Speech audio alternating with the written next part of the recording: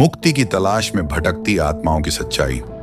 यह कहानी हमें एक गहरा आध्यात्मिक संदेश देती है कि मृत्यु के बाद भी आत्माएं तब तक भटकती रहती हैं जब तक उन्हें उचित विदाई नहीं मिलती। अनिता और उसके साथी यात्रियों की आत्माएं 48 साल तक इसलिए भटकती रहीं क्योंकि उनका अंतिम संस्कार ठीक से नहीं हुआ था। यह कहानी हमें 48 साल तक सिखाती है। 1. मृत्यु के बाद की शांति का महत्व। जीवित लोगों की यह जिम्मेदारी है कि वे मृतकों को उचित विदाई दें। 2. अधूरे कामों का प्रभाव। अनिता की सगाई का सपना अधूरा रह गया, इसलिए उसकी आत्मा को मुक्ति नहीं मिल पा रही थी। 3. सामूहिक त्रासदी की मानसिकता। जब कोई सामूहिक दुर्घटना होती है तो सभी पीड़ितों की आत्माएं एक साथ बंधी रहती हैं। 4. साहस और करुणा की शक्ति। राजू और समीर ने डर के बावजूद उन आत्माओं की मदद करने का साहस दिखाया। आधुनिक संदर्भ में आज के भाग दौड़ भरे जीवन में हम अक्सर मृतकों को भूल जाते हैं, लेकिन इस कहानी के माध्यम से हमें यह याद दिलाती है कि मृत्यु जीवन का अंत नहीं है, बल्कि एक परिवर्तन है। हमारी परंपराओं और रिचुअल्स का महत्व सिर्फ रीति रिवाजों तक सीमित नहीं है, बल्कि ये आत्माओं की शांति के लिए आवश्यक है। अंतिम संदेश। मृत्यु जीवन की समाप्ति नहीं, बल्कि एक नए सफर की शुरुआत है, और हमारा कर्तव्य है कि हम अपने प्रियजनों को इस सफर में उचित विदाई दें। मुंबई की बारिश की एक रात, घना अंधेरा, तेज बारिश और खाली सड़कें। ऐसे में एक पुरानी लाल रंग की बस सड़क पर चल रही थी। इस बस का नंबर था MH01CD 1975। स्थानीय लोग इस बस को लाल शैतान कहकर बुलाते थे। राजू, एक युवा ड्राइवर जो अभी अभी अपनी नौकरी शुरू कर रहा था, उसे आज रात इस बस को चलाने का दायित्व मिला था। उसके साथ था कंडक्टर समीर, जिसने इस रूट पर 10 साल काम किया था। राजू बेटा, आज रात बस स्टैंड पर देर मत करना, समीर ने कहा, खासकर आधी रात के बाद। क्यों भैया? राजू ने पूछा। क्या बात है? समीर ने गंभीर होते हुए कहा। ये बस, इसके बारे में कुछ अजीब बातें कही जाती हैं। लोग कहते हैं कि इस बस में एक आत्मा का वास है। राजू हंस दिया। अरे समीर भैया, आप भी कितनी अंधविश्वास की बातें करते हो। यह अंधविश्वास नहीं है राजू, समीर ने गंभीर स्वर में कहा। 1975 में इसी बस में एक भयानक हादसा हुआ था। पूरी बस एक तालाब में डूब गई थी। 42 लोग मारे गए थे। उस दिन भी ऐसी ही भयानक बारिश हो रही थी। राजू ने बस की स्टीयरिंग को मजबूती से पकड़ा। उसे अचानक ठंड महसूस होने लगी। बस का इंटीरियर पुराना था, टूटी हुई सीटें, खराब लाइट्स और शीशों पर पुराने खरोंच के निशान। शाम के 8 बजे थे।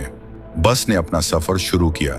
शुरुआत में कुछ यात्री सवार हुए, एक बूढ़ी महिला, कुछ कॉलेज स्टूडेंट और कुछ ऑफिस जाने वाले लोग। लेकिन जैसे जैसे रात गहराती गई, यात्री कम होते गए। रात के 11 बजे तक बस में सिर्फ 3 यात्री बचे थे। एक युवक जो हेडफोन लगाकर संगीत सुन रहा था, एक महिला जो खिड़की से बाहर देख रही थी, और एक बूढ़ा आदमी जो आखिरी सीट पर बैठा था। अचानक बस का इंजन खराब हो गया। राजू ने बस रोकी और इंजन चेक करने लगा। क्या हुआ? समीर ने पूछा। इंजन ओवरहीट हो रहा है, राजू ने कहा। थोड़ी देर रुकना पड़ेगा। वे एक सुनसान इलाके में थे। चारों तरफ अंधेरा था। पास में एक पुराना कब्रिस्तान दिख रहा था। तभी अचानक बस 10 के अंदर की लाइटें ब्लिंक करने लगीं। हवा का तापमान अचानक गिर गया। क्या बात है? युवक ने हेडफोन उतारते हुए कहा। अचानक इतनी ठंड क्यों हो गई? महिला ने खिड़की से बाहर देखा और चीख पड़ी। वो देखो, कब्रिस्तान से कोई आ रहा है। सबने बाहर देखा। कब्रिस्तान से एक सफेद कपड़े में लिपटी हुई आकृति बस की तरफ आ रही थी। राजू ने तेजी से इंजन स्टार्ट करने की कोशिश की। चलो बस चलो, वह बुदबुदाया। इंजन चल पड़ा। राजू ने तेजी से एक्सीलरेटर दबाया, लेकिन बस आगे नहीं बढ़ रही थी। क्या हुआ? समीर ने डरते हुए पूछा। नमस्ते, युवती ने मधुर स्वर में कहा। क्या यह बस मुंबई सेंट्रल जाएगी? समीर की सांसें थम गईं। उसने राजू से फुसफुसाकर कहा, यह वही है, 1975 की उस हादसे में मरी हुई लड़की।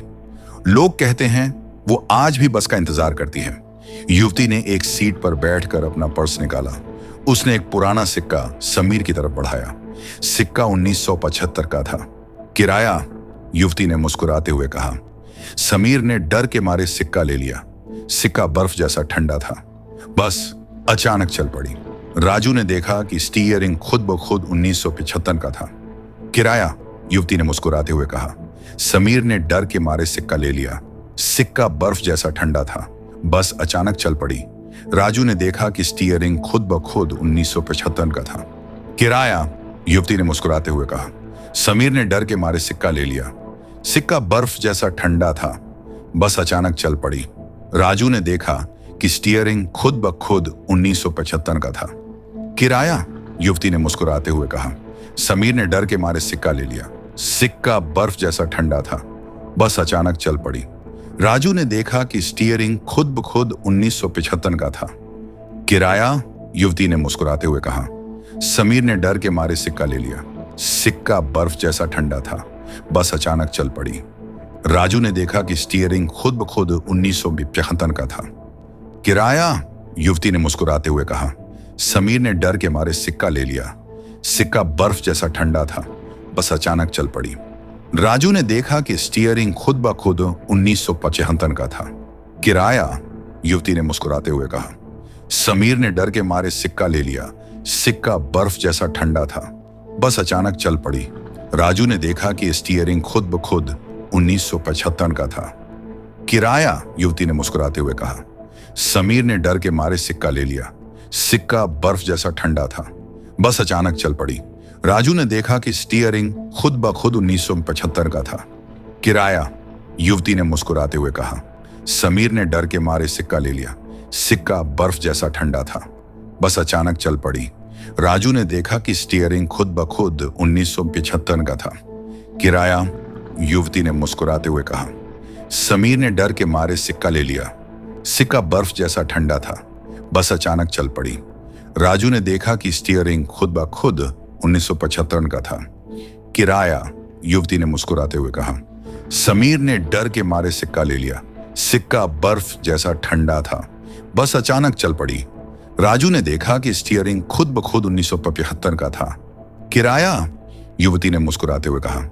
समीर ने डर के मारे सिक्का ले लिया। सिक्का बर्फ जैसा ठंडा था। बस अचानक चल पड़ी।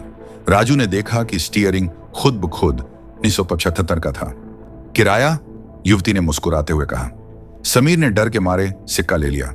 सिक्का बर्फ जैसा ठंडा था। बस अचानक चल पड़ी। राजू ने देखा कि स्टीयरिंग खुद ब खुद 1975 का था। किराया, युवती ने मुस्कुराते हुए कहा। समीर ने डर के मारे सिक्का ले लिया। सिक्का बर्फ जैसा ठंडा था। बस अचानक चल पड़ी। राजू ने देखा कि स्टीयरिंग खुद ब खुद 1975 का था। किराया, युवती ने मुस्कुराते हुए कहा। समीर ने डर के मारे सिक्का ले लिया। सिक्का बर्फ जैसा ठंडा था। बस अचानक चल पड़ी। राजू ने देखा कि स्टीयरिंग खुद ब खुद 1975 का था। किराया, युवती ने मुस्कुराते हुए कहा। समीर ने डर के मारे सिक्का ले लिया। सिक्का बर्फ जैसा ठंडा था। बस अचानक चल पड़ी। राजू ने देखा कि स्टीयरिंग खुद ब खुद 1975 का था। किराया, युवती ने मुस्कुराते हुए कहा। समीर ने डर के मारे सिक्का ले लिया। सिक्का बर्फ जैसा ठंडा था। बस अचानक चल पड़ी। राजू ने देखा कि स्टीयरिंग खुद ब खुद 1975 का था। किराया, युवती ने मुस्कुराते हुए कहा। समीर ने डर के मारे सिक्का ले लिया। सिक्का बर्फ जैसा ठंडा था। बस अचानक चल पड़ी। राजू ने देखा कि स्टीयरिंग खुद ब खुद 1975 का था। किराया, युवती ने मुस्कुराते हुए कहा। समीर ने डर के मारे सिक्का ले लिया। सिक्का बर्फ जैसा ठंडा था। बस अचानक चल पड़ी। राजू ने देखा कि स्टीयरिंग खुद ब खुद 1975 का था। किराया, युवती ने मुस्कुराते हुए कहा। समीर ने डर के मारे सिक्का ले लिया। सिक्का बर्फ जैसा ठंडा था। बस अचानक चल पड़ी। राजू ने देखा कि स्टीयरिंग खुद ब खुद 1975 का था। किराया, युवती ने मुस्कुराते हुए कहा। समीर ने डर के मारे सिक्का ले लिया। सिख घूम रहा था। बस उस रास्ते पर जा रही थी जो उसके निर्धारित रूट में नहीं था। राजू, बस रोको, समीर चिल्लाया। मैं कोशिश कर रहा हूं, राजू ने जवाब दिया, लेकिन बस का कंट्रोल ही नहीं हो रहा। बस तेज गति से एक पुराने सुनसान रास्ते पर दौड़ रही थी। बारिश और तेज हो गई थी। खिड़कियों से पानी के छींटे आ रहे थे। अचानक बस के अंदर और यात्री प्रकट होने लगे। सभी के कपड़े गीले थे, सभी के चेहरे पीले थे। बस पूरी तरह से भर गई। वह युवती जो पहले आई थी वह खड़ी हो गई। हम लगभग पहुंच गए हैं, उसने कहा। आज हम सबको मुक्ति मिलेगी। राजू ने देखा कि सामने एक पुराना तालाब था। बस सीधे उसी तरफ जा रही थी। नहीं, राजू चिल्लाया, रुक जाओ। लेकिन बस रुकी नहीं, वह तेज गति से तालाब की तरफ बढ़ती गई। पानी बस के इंजन में घुसने लगा। हम सब डूबने वाले हैं, एक यात्री चिल्लाया। पानी तेजी से बस के अंदर भरने लगा। यात्री चीखने लगे, लेकिन राजू ने देखा कि वे सभी यात्री वे असली नहीं थे, वे पारदर्शी हो रहे थे। वह युवती राजू के पास आई। डरो मत, उसने कहा। हमें बस एक ड्राइवर चाहिए था जो हमें हमारी अंतिम यात्रा पर ले जाए। पानी अब बस की खिड़कियों तक आ गया था। राजू ने आखिरी बार सांस ली और अपनी आंखें बंद कर ली। जब उसने आंखें खोली तो वह खुद को बस स्टैंड पर पाया। बस पूरी तरह से सूखी हुई थी। कोई यात्री नहीं था, सिर्फ समीर वहां था जो डर के मारे कांप रहा था। क्या क्या हुआ? राजू ने पूछा। समीर ने अपना हाथ खोला। उसकी हथेली में 1975 का वह सिक्का था। वो सब सच था राजू, उसने कहा। हमने आज रात इतिहास के सबसे डरावने सफर का हिस्सा बन गए। उस दिन के बाद राजू ने कभी भी रात की ड्यूटी नहीं ली, लेकिन कहते हैं कि आज भी बारिश की रातों में एक पुरानी लाल बस मुंबई की सड़कों पर दिखाई देती है, और अगर आप उस पर सवार हो जाएं, तो वो आपको ले जाएगी एक ऐसी यात्रा पर जहां से कोई लौट कर नहीं आया। क्या राजू और समीर उस रात का रहस्य समझ पाए? क्या उन्होंने कभी दोबारा उस बस को देखा? अगले अध्याय में पढ़िए। राजू और समीर उस रात की घटना के बाद कई दिनों तक सदमे में रहे। बस डिपो के मैनेजर ने जब उनकी हालत देखी तो उन्हें 1 सप्ताह की छुट्टी दे दी, लेकिन राजू के मन में उस रात का डर बैठ गया था। छुट्टियों के दौरान राजू ने 1975 की उस दुर्घटना के बारे में रिसर्च करनी शुरू की। पुराने अखबारों की कतरनों और इंटरनेट के आर्काइव से उसे पता चला कि 15 अगस्त 1975 की रात को वास्तव में एक बस तालाब में डूब गई थी। उसमें सवार 42 लोगों की मौत हो गई थी, जिनमें से एक का नाम था अनिता शर्मा, 22 वर्ष। अनिता, राजू ने खुद से कहा, वही लड़की जो बस में सवार हुई थी। उसने अनिता के परिवार को ढूंढने का फैसला किया। कड़ी मेहनत के बाद उसे पता चला कि अनिता की बहन सरिता अभी भी मुंबई के एक बुजुर्ग घर में रहती है। राजू ने सरिता से मिलने का फैसला किया।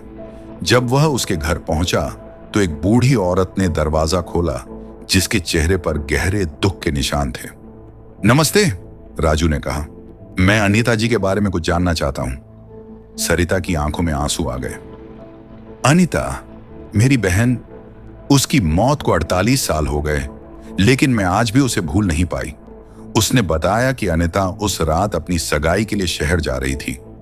बारिश के कारण बस का एक्सीडेंट हो गया और पूरी बस तालाब में डूब गई। लेकिन सबसे डरावनी बात यह है, सरिता ने रूंधे गले से कहा कि अनिता की लाश कभी नहीं मिली। लोग कहते हैं कि उसकी आत्मा अभी भी उस बस में भटक रही है। राजू ने उस रात की सारी घटना सरिता को बताई। सुनकर सरिता हैरान रह गई। तुमने अनिता को देखा? उसने पूछा। वो कैसी दिखती थी? राजू ने विस्तार से बताया। लंबे काले बाल, लाल साड़ी, गले में एक मंगलसूत्र और हाथ में एक पुराना पर्स। सरिता रोने लगी। हाँ, ये मेरी बहन अनिता ही है। उस रात वह ठीक ऐसे ही कपड़े पहने हुई थी। उसने एक पुरानी एल्बम निकाली। तस्वीर में अनिता वैसे ही खड़ी थी जैसा राजू ने बताया था। मैं चाहती हूं कि अनिता की आत्मा को शांति मिले, सरिता ने कहा। क्या तुम मेरी मदद करोगे? राजू ने हाँ में सिर हिलाया। उसने समीर को फोन किया और सारी बातें बताईं। समीर भी मदद के लिए तैयार हो गया। अगली रात तीनों उसी बस स्टैंड पर पहुंचे जहां से हॉन्टेड बस चलती थी। सरिता ने अनिता की एक पुरानी तस्वीर और उसकी पसंदीदा चूड़ियां लाई थी। रात के 11 बजे वह पुरानी लाल बस फिर से स्टैंड पर आकर रुकी। बस का नंबर अब भी MH01CD1975 था। राजू और समीर ने हिम्मत बटोरी और बस में चढ़ गए। सरिता उनके पीछे पीछे थी। बस के अंदर वही ठंडक और वही डरावना माहौल था। ड्राइवर की सीट खाली थी। तभी अनिता प्रकट हुई। तुम फिर आ गए, उसने कहा। सरिता ने आगे बढ़कर कहा, अनीता, मैं तुम्हारी बहन सरिता हूं। अनीता के चेहरे पर भावनाओं की लहर दौड़ गई। सरिता, तुम बूढ़ी हो गई? 48 साल हो गए अनीता, सरिता ने रोते हुए कहा। हम सब तुम्हें बहुत याद करते हैं। तुम्हारी आत्मा को अब शांति से रहना चाहिए। अनीता ने बताया कि वह और बाकी यात्री इसलिए भटक रहे हैं क्योंकि उनका अंतिम संस्कार ठीक से नहीं हुआ था। बस डूबने के बाद कई शव तो मिले ही नहीं थे। हमें मुक्ति चाहिए, अनीता ने कहा। हम इस बस में फंसे हुए हैं। राजू ने प्रस्ताव दिया, हम आप सबका प्रतीकात्मक अंतिम संस्कार करवाएंगे। समीर ने स्थानीय पुजारी को बुलाया। आधी रात को बस स्टैंड पर ही एक छोटा सा अनुष्ठान शुरू हुआ। पुजारी ने मंत्रों का उच्चारण शुरू किया। धीरे धीरे बस से कई और आत्माएं प्रकट होने लगीं। बूढ़े, जवान, बच्चे, सभी 1975 के उस हादसे के शिकार।